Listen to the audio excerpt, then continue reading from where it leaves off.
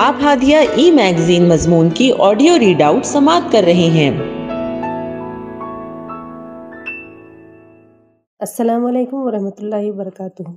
میں سیدہ سلمہ ہادیہ کے شمارہ مارچ 2024 کے مضمون کی آڈیو پروگرام میں آپ کا استقبال کرتی ہوں۔ آئیے ہم اس کا آغاز ہادیہ کے زمرہ بچوں کا صفحہ، جس کا عنوان ہے یوم آب پر بچوں کے لیے کہانی، اور اس کی رائٹر تحسین عامر ہے۔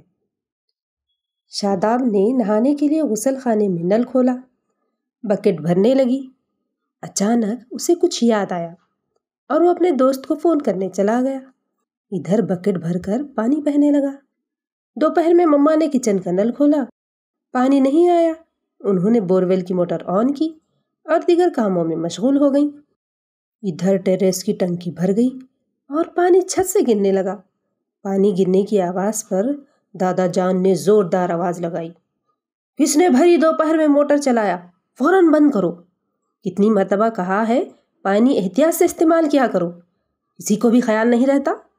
پانی ختم ہوا اور موٹر چلا دیا۔ انگلی کی جنبش پر سب ملنے لگا ہے۔ دیہات میں جا کر دیکھو، پتہ چلے گا پانی کی تلاش میں کیسے لوگ میلوں پیدل چلتے ہیں۔ ہر نعمت پر اپنا ہی حق نہ سمجھو، اللہ کی دوسری مخلوقات کا بھی حق یاد رکھو۔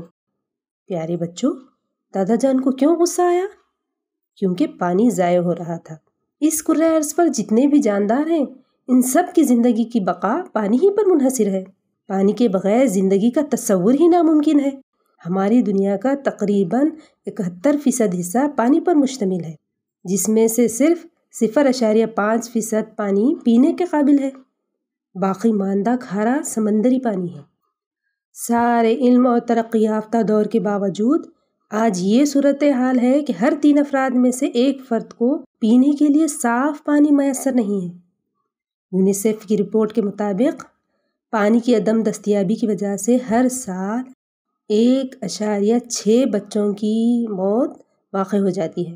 براعظم ایشیا اور افریقہ کی کثیر تعداد دیہاتوں میں بستی ہے، جہاں انہیں پینے کے لیے صاف پانی دستیاب نہیں ہے۔ دیہات میں رہنے والی ہر خاتون کو پانی کی تلاش میں تقریباً 6 کلومیٹر پیدل چلنا ہوتا ہے۔ یہ بہت ہی تکلیف دہ بات ہے۔ شہروں کا حال بھی کچھ قابل اطمینان نہیں ہے۔ بوتل کا پانی اب $1 بلین منافع والا کاروبار بن گیا ہے۔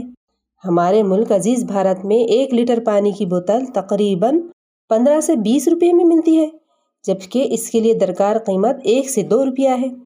بے شمار کمپنیاں اب اس میدان میں اتر چکی ہیں اور بے حساب منافع کما رہی ہیں۔ دوسری جانب غریب عوام کا استحصال ہو رہا ہے۔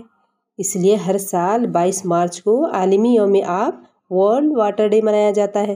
اس کا مقصد عوام میں پانی کی اہمیت کو اجاگر کرنا ہے اور پینے کے پانی کے مستحکم انتظام کا شعور پیدا کرنا ہے۔ پیارے بچوں، کیا آپ جانتے ہیں ہمارے پیارے نبی صلی اللہ علیہ وسلم کی پیاری نصیحت ہے کہ اگر تم سمندر کے قریب بھی ہو تو اتنا ہی پانی استعمال کرو جتنی ضرورت ہو۔ آپ صلی اللہ علیہ وسلم پانی کا استعمال نہایت کفایت شاری سے کرتے تھے۔ پانی کو خراب اور ناپاک کرنے سے آپ نے سختی سے منع فرمایا۔